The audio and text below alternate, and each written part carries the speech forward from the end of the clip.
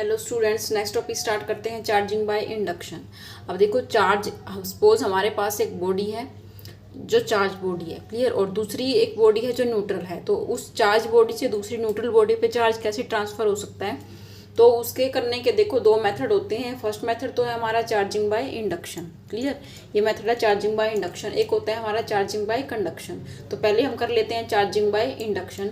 तो देखो, charging by induction में क्या होता है, एक चार्ज बॉडी दूसरी बॉडी को कुछ चार्ज जो है ट्रांसफर कर देती है, लेकिन अपोजिट साइन का, क्लियर, अपोजिट साइन का चार्ज ट्रांसफर कर देगी, तो उसको हम बोलते हैं चार्जिंग बाय इंडक्शन। और विदाउट एनी एक्चुअल कॉन्टैक्ट वो जो है चार्ज को ट्रांसफर करेगी। यानी दो बॉडीज जो हम ले रहे हैं, तो दोनों बॉडीज का आपस में कॉन्टैक्ट नहीं होगा, तो बिना कॉन्टैक्ट के भी चार्ज को जो ट्रांसफर करने का मेथड होता है उसको हम बोलते हैं चार्जिंग बाय इंडक्शन। तो इसकी डेफिनेशन हो जाएगी, in this method A charge body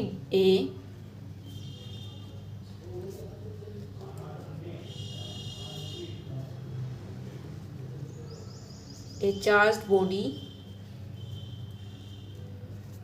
imparts या ट्रांसफर भी कह सकते हैं, imparts some charge of opposite sign का चार्ज जो है ट्रांसफर करेगी। In this method A charge body imparts some charge of opposite sign to another body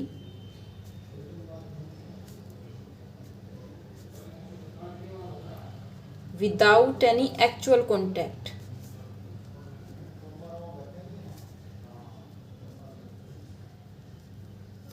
is called charging by induction। अब इस मेथड को देखो हम एग्जांपल से समझ सकते हैं। सपोज हमारे पास क्या है, एक स्फीयर है, ये स्फीयर है हमारे पास न्यूट्रल, क्लियर। सबसे पहले हमारे पास एक मेटेलिक स्फीयर है जो कि अनचार्ज्ड है, यानी कि न्यूट्रल है। तो क्या करेंगे, हम एक ग्लास रोड लेंगे। ग्लास रोड जो है पॉजिटिवली चार्ज होगी। पॉजिटिवली चार्ज उसको हमने कैसे किया है, बाय रबिंग सिल्क क्लॉथ, यानी सिल्क क्लॉथ के साथ रब कर दिया एक ग्लास रोड को, तो उसके ऊपर आ गए पॉजिटिव चार्ज। अब क्या करना है, हमने उस ग्लास रोड को हमने जस्ट क्लोज लेके आना है इस स्फीयर के, इस मेटेलिक स्फीयर के इस ग्लास रोड को हम ऐसे कर लो, इसके क्लोज कॉन्टैक्ट में लेके आए, इसको टच नहीं करेंगे इस ग्लास रोड को इससे, क्लियर। तो देखो क्या होगा, ये पॉजिटिव चार्ज होने की वजह से क्या करेगी, इसके स्फीयर के जो इलेक्ट्रॉन्स हैं उनको अट्रैक्ट कर लेगी, क्लियर। तो जहाँ पे हमारे आ जाएंगे इलेक्ट्रॉन्स कलेक्ट हो जाएंगी, तो क्या आएगा, नेगेटिव चार्ज आ जाएगा। और जहाँ से इलेक्ट्रॉन का ट्रांसफ़र हुआ है वहाँ पे कौन सा चार्ज आ जाएगा, पॉजिटिव चार्ज।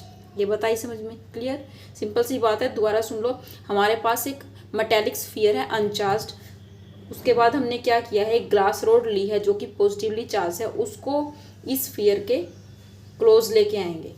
तो ये पॉजिटिवली चार्ज होने की वजह से क्या होगा, इस स्फीयर के जो इलेक्ट्रॉन है हमारे इधर ट्रांसफ़र होने स्टार्ट हो जाएंगे। तो यहाँ पे हमारे कलेक्ट हो गए नेगेटिव चार्ज और यहाँ कलेक्ट हो गए पॉजिटिव चार्ज। इसके बाद क्या होगा, इसके बाद क्या करना है हमने, अगर हम इसके इस एंड को अर्थ से कनेक्ट कर दे, अर्थिंग कर दे, तो अर्थिंग करने से क्या होगा, ये जो चार्ज है पॉजिटिव चार्ज वो जो है अर्थ में चला जाएगा। तो देखो यहाँ पे हमने इस एंड को कनेक्ट किया है अर्थ से, अर्थ से कनेक्ट करने के बाद जो पॉजिटिव चार्ज था वो ट्रांसफ़र हो गया अर्थ के अंदर, क्लियर। अब देखो अर्थिंग हटा देंगे और ग्लास रोड को यहीं रखेंगे, क्लियर। ये ग्लास रोड अभी उसी पोजीशन पे है। तो अर्थिंग हटाने के बाद ये जो नेगेटिव चार्ज है ये, क्लियर, देखो यहाँ ये नेगेटिव चार्ज है इस तरह से है, क्लियर। जब तक ये रोड यहाँ पे रहेगी, ये ग्लास रोड जब तक अपनी पोजीशन पे है, तो ये जो नेगेटिव चार्ज है ये यहीं पे रहेगा, ठीक है। अर्थिंग हटाने के बाद जो पॉजिटिव चार्ज तो ट्रांसफ़र हो गया। तो नेक्स्ट स्टेप में क्या करना है, इस ग्लास रोड को भी हम हटा देंगे यहाँ से। इस ग्लास रोड को अगर यहाँ से हटा देंगे तो ये जो नेगेटिव चार्ज है ये यूनिफॉर्मली डिस्ट्रीब्यूट हो जाएगा इस स्फीयर के ऊपर, क्लियर। इस स्फीयर के ऊपर जो है यूनिफॉर्मली डिस्ट्रीब्यूट हो जाएगा। तो इस तरीके से हमने क्या किया है, एक पॉजिटिवली चार्ज ग्लास रोड ली और बिना इसको टच किए स्फीयर को हमने इस स्फीयर को चार्ज कर दिया अपोजिट साइन के चार्ज से। इस पे क्या था, पॉजिटिव चार्ज, और अब इस पे कौन सा चार्ज आ गया है, नेगेटिव चार्ज। तो इस मेथड को बोलते हैं charging by induction, clear. Second method देखो होता है students charging by conduction. Charging by conduction में क्या होता है, when a body charge by putting in contact with another charged body directly और by means of a conductor. यानी अगर हमारे पास सपोज एक इबोनाइट रोड है और उसको हम एक चार्ज बॉल के पास चार्ज मेटेलिक बॉडी के डायरेक्ट कॉन्टैक्ट में रख दें या फिर दोनों को एक कॉपर वायर के साथ कनेक्ट कर दें, क्लियर, तो क्या होगा, चार्ज्ड रोड से जो दूसरी मेटेलिक बॉडी है उसके ऊपर भी क्या होगा, चार्ज जो है ट्रांसफर हो जाएगा, क्लियर। यानी चार्जिंग बाय कंडक्शन में और इंडक्शन में मेन जो डिफरेंस है वो क्या है कि कंडक्शन के अंदर हम एक बॉडी को चार्ज करते हैं bye putting in close contact, यानी कॉन्टैक्ट में रख देते हैं या फिर उनको एक वायर के साथ अटैच कर देंगे तो चार्ज ट्रांसफ़र हो जाएगा। लेकिन इंडक्शन मेथड में हम चार्ज कर सकते हैं विदाउट एनी एक्चुअल कॉन्टैक्ट, यानी दूर से रख के भी हम एक बॉडी को चार्ज कर सकते हैं, ठीक। तो एक तो मेन डिफरेंस ये हो गया। सेकंड मेन डिफरेंस क्या होता है कि चार्जिंग बाय इंडक्शन में जो हम दूसरी बॉडी के ऊपर जो चार्ज लेके आ रहे हैं वो अपोजिट साइन का होगा, लेकिन चार्जिंग बाय कंडक्शन में क्या होगा, फर्स्ट बॉडी पे जो चार्ज होगा सेकंड बॉडी पे भी सेम ही साइन का चार्ज जो है ट्रांसफ़र होगा। अगर इबोनाइट रोड के पास एक पॉजिटिव चार्ज है और उसको हम मेटेलिक बॉडी के क्लोज कॉन्टैक्ट में रखें तो उस बॉडी के ऊपर भी क्या होगा, पॉजिटिव चार्ज ही ट्रांसफ़र होगा, क्लियर।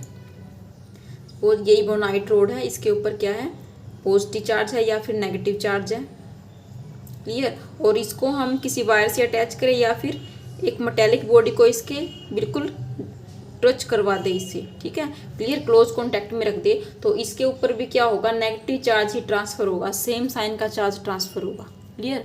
तो ये था second charging by induction and conduction.